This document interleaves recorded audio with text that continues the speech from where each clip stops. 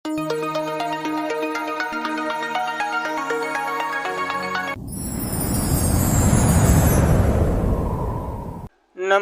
ગુજરાતના અધિકારી મિત્રો, આજે આપણે જોવાના છે 22 મે 2025નું મોસ્ટ ઇમ્પોર્ટન્ટ કરંટ અફેર।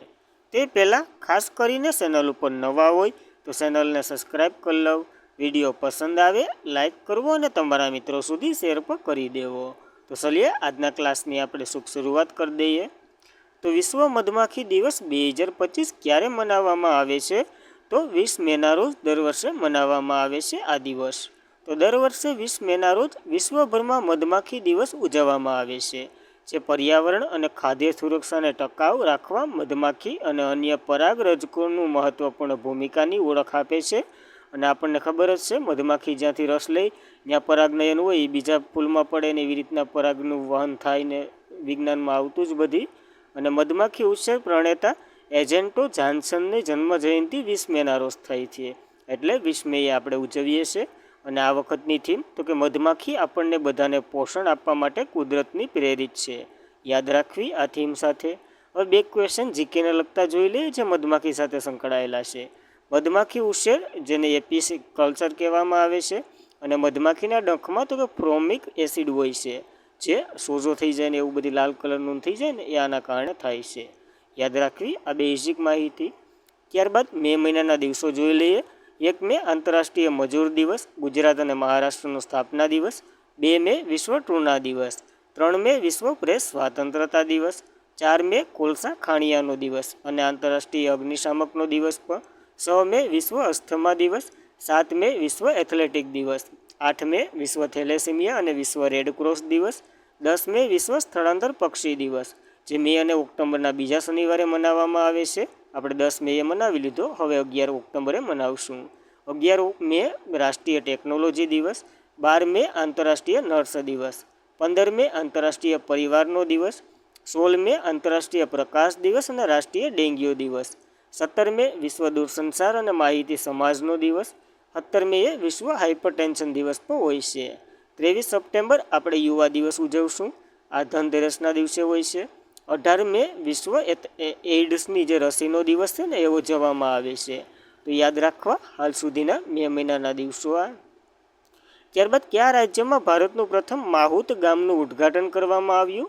આ માહૂત ગામ શું છે? તો કે અહીંયા હાથીની શેર સંભાળ કરવામાં આવશે, અને એ તો કે તમિલનાડુમાં કરવામાં આવ્યું છે। તો જોઈએ તો ભારતમાં પહેલીવાર હાથીઓના માહૂત માટે 44 ઘરો બનાવવામાં આવશે, અને જેનું મધુમલ ટાઈગર રિઝર્વ છે ને થેમ્પાકુંડ એલિફન્ટ કેમ્પ માહૂત ગામમાં કરવામાં આવ્યું, જેનો ખર્ચ 5.6 કરોડ રૂપિયા છે। અને તમિલનાડુની નીલગિરી જિલ્લામાં આવેલ આ મધુમલાઈ ટાઈગર રિઝર્વ, જે 681 ચોરસ કિલોમીટર જંગલના વિસ્તારમાં ફેલાયેલું છે, આયાત બનાવવામાં આવશે। અને આ વન વિસ્તાર હાથી, વાઘ, દીપડા, રીંછ, ભેંસ, હરણ સહિત ઘણા જંગલી પ્રાણીઓનું ઘર બનશે, તો યાદ રાખવું। માહૂત આપણે ચર્ચા કરી લીધી। ભારતમાં જે બંદીવાન હાથીઓ હોય એની સંભાળ રાખનાર એક સન્માન કરતું ગામ, જેને માહૂત ગામ કહેવામાં આવ્યું। અને આપણે હાથી વિશે માહિતી થોડીક વધારે લઈ લઈએ। તો પ્રોજેક્ટ એલિફન્ટ 1992માં શરૂ કરવામાં આવ્યો હતો।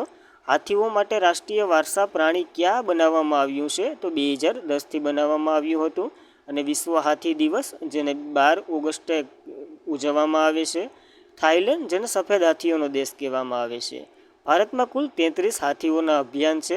પહેલું તો કે સિંઘલ ભૂમ પૂર્વ અભિયાન બન્યું હતું ઝારખંડમાં, અને 33મું તેરાઈ હાથી અભિયાન બન્યું હતું ઉત્તર પ્રદેશમાં। તો આ હાથીને લગતી બેઝિક જીકે સ્વરૂપે માહિતી યાદ રાખવી આપણને। ત્યારબાદ કયું રાજ્ય ભારતનું પ્રથમ સંપૂર્ણ સાક્ષર રાજ્ય બન્યું છે? જો કોઈ હેલામ હેલો આ તો બધીને ગોખાઈ જ જાહે, તો પણ યાદ રાખવાનો, મિઝોરમ બન્યું છે પહેલું આવું રાજ્ય। તો મિઝોરમ ભારતનું પ્રથમ સંપૂર્ણ સાક્ષર રાજ્ય તરીકે જાહેર કરી દીધું। અહીંયા બધા ભણેલા છે, હવે અભણ્યા કોઈ નથી। જે રાજ્યની શૈક્ષણિક યાત્રામાં એક ઐતિહાસિક સીમાચિહ્ન રૂપ હાસિલ કર્યું, અને કેન્દ્રીય શિક્ષણ મંત્રી છે ને આપણા ધર્મેન્દ્ર પ્રધાન, અહીંયા સીધી વિશે મિઝોરમ અને એને અભિનંદન પાઠવ્યો અને આની જાહેરાત કરી।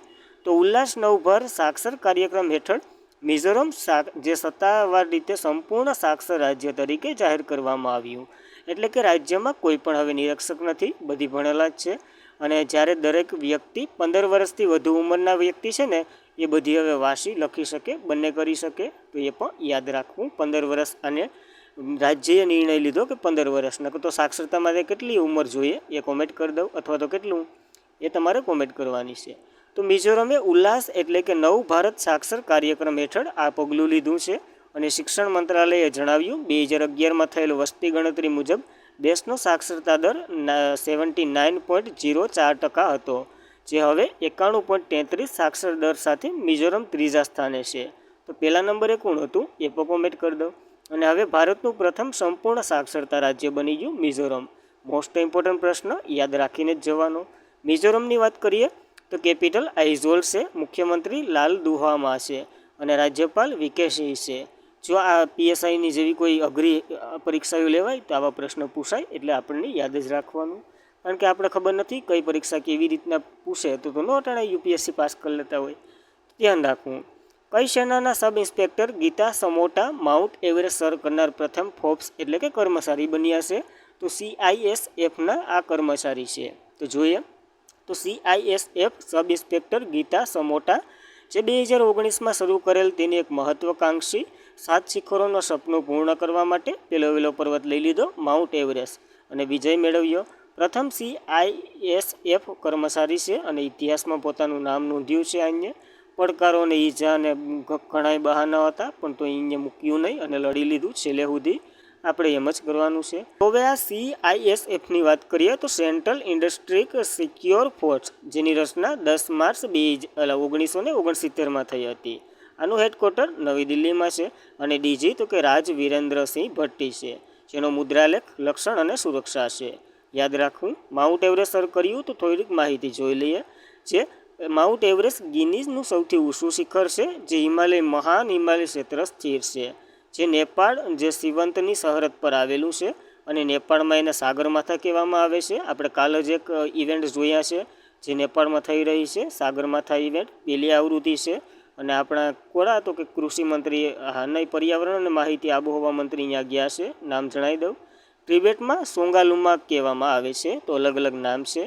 ત્યારબાદ માઉન્ટ એવરેસ્ટમાં જ બસંતરી પાલ 23 મે 1984ના રોજ માઉન્ટ એવરેસ્ટ સર કરનાર પ્રથમ ભારતીય મહિલા બન્યા હતા. જ્યારે પ્રથમ જે વિશ્વની દિવ્યાંગ મહિલાની વાત કરીએ ને તો અરુણિમા સિન્હા છે, જે 2013માં ચડ્યા હતા. તો યાદ રાખવું. એક પગ નહોતો હોવા છતાં પણ ચડી ગયા.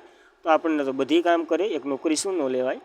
ત્યારબાદ ટોચના 100 દાનવીરોની યાદીમાં પ્રખ્યાત ભારતીયો કેટલા છે? તો 4 મુખ્ય પ્રખ્યાત ભારતીયોના નામ આપ્યા છે 2025માં. તો ટાઈમ મેગેઝિને દાનવીરમાં જે 100 સૌથી પ્રભાવશાળી લોકોની યાદી બહાર પાડી 2025ની, અને જેમાં ચેરિટેબલ પહેલ, ભંડોળ અને નીતિ સુધારક દ્વારા જે વૈશ્વિક પરિવર્તન લાવવાના પ્રભાવને પ્રકાશિત કર્યું. ટૂંકમાં જે દાન આપ્યું એની ડેટા લીધો છે. અને 100 વ્યક્તિમાં 4 ભારતીય છે, મોસ્ટ અગ્રણીય છે. અને આ યાદીમાં પહેલું સ્થાન તો કે ડેવિડ બેકનહામે લીધું છે. તો એ પણ યાદ રાખવું. જેમાં 4 ભારતીયોનો સમાવેશ થાય. પહેલા નંબરના તો કે રિલાયન્સ ઇન્ડસ્ટ્રીના ચેરમેન મુકેશ અંબાણી અને એમના વાઇફ, રિલાયન્સ ફાઉન્ડેશનના અધ્યક્ષતા નીતા અંબાણી. જ્યારે ભારતીય ઉદ્યોગપતિ અજીમ પ્રેમજી પ્રતિષ્ઠિત ટાઈમ શ્રેણીમાં સ્થાન મેળવ્યું અને જે ઘોરા સહસ્થાપક નિખિલ કામથેપામાં સ્થાન લીધું છે. તો યાદ રાખવા આ 4 નામો. ત્યારબાદ કામિલ અલ તેબ ઇદીસ કયા દેશના સેનાએ 2 વર્ષના જે ગૃહ યુદ્ધ પછી નવા વડાપ્રધાન તરીકે નિયુક્ત કર્યા છે? તો સુદાનના વડાપ્રધાન બન્યા છે આ ભાઈ. તો સુદાનની સેનાએ નવા વડાપ્રધાનની જાહેરાત કરી અને સેનાના પ્રમુખ તરીકે વાસ્તવિક રાજા વડા અબ્દેલ ફતેહ અલ બુમરાહને ભૂતપૂર્વ US અધિકારી કામિલ અલ તેબ ઇદીસ, ખાલી ઇદીસ યાદ રાખશો તો એ હાલશે, સુદાનમાં ઇદીસ આવ્યો, આગામી વડાપ્રધાન તરીકે નિયુક્ત કર્યા છે. યાદ રાખવી. ખાલી વડાપ્રધાનનું પદ આવ્યું છે, યાદ રાખવું. આની જે સુદાનની વાત કરીએ, કેપિટલ ખાર્તુમ છે, ચલણ તો કે સુદાની પ્રાઉન છે, અને PM તો કે કામિત અલ તૈયબ અદીસ બન્યા છે. તો અદીસ યાદ રાખજો, સુદાનના વડાપ્રધાન બન્યા. ત્યારબાદ કઈ રાજ્ય સરકારે ખેડૂતોને સશક્ત બનાવવા માટે વિકસિત કૃષિ સંકલ્પ અભિયાન શરૂ કર્યું છે? તો ત્રિપુરા સરકારે આ શરૂ કર્યું છે. તો જે કૃષિ ઉત્પાદન અને ખેડૂતના કલ્યાણ વધારા તરફ એક મહત્વપૂર્ણ પગલાંના રૂપે ત્રિપુરા સરકારે 23મી મે 12 જૂન 2015ના રોજ વિકસિત કૃષિ સંકલ્પ અભિયાન શરૂ કર્યું, જે કેન્દ્રીય કૃષિ મંત્રાલય દ્વારા સંકલિત કેન્દ્રીય પહેલના ભાગરૂપે આ અભિયાનનો હેતુ તો કે ગામડાઓમાં ગ્રામ પંચાયત, રાજ્ય અને કેન્દ્ર દ્વારા જે પ્રાયોજિત યોજના વિશે જાગૃતિ લાવવાનું છે. તો ખાસ ખેડૂતોને આનો લાભ મળશે. ત્રિપુરાની વાત કરીએ, કેપિટલ અગરતલા છે, સીએમ તો કે માણિક શાહ છે અને ગવર્નર ઇન્દ્રસેન રેડ્ડી છે. યાદ રાખવી આ બેઝિક માહિતી ત્રિપુરા વિશે. ત્યારબાદ કયા દેશનો માઉન્ટ લેવાટોબી લાકી ફાટ્યો? તો આ ઇન્ડોનેશિયાનો છે જે ફાટ્યો અને ઘણો મોટો વિસ્ફોટ કર્યો છે. તો પૂર્વીય ઇન્ડોનેશિયામાં સ્થિર એક જ્વાળામુખી ફાટી નીકળ્યો, જેનું નામ આપણે જોઈએ એ મુજબ માઉન્ટ લેવાટોબી લાકી છે અને જે વાદળાની ટોચ પર 1.2 કિલોમીટર જેટલો ફેલાવો કર્યો છે. અને આ 130થી વધુ સક્રિય જ્વાળામુખી આવેલા છે. ક્યાં? તો કે ઇન્ડોનેશિયામાં, અને વિશ્વમાં કોઈ દેશમાં એટલા નથી, એટલે સૌથી વધારે અહીં છે. અને ઇન્ડોનેશિયા પેસિફિક મહાસાગરમાં અન્નુ નદીના પર સ્થિત છે, જે જ્વાળામુખી અને ભૂકંપની પ્રવૃત્તિનું મુખ્ય કેન્દ્ર છે, અન્નુ નદી. અને આપણને ખબર જ છે, જે ઓલી અંડરલાઇનમાં આવે એ બધી તો આમી આવે જ છે, જ્યાં આવી પ્રવૃત્તિ સુનામી અને જ્વાળામુખીને બધી થતી જ આવે છે.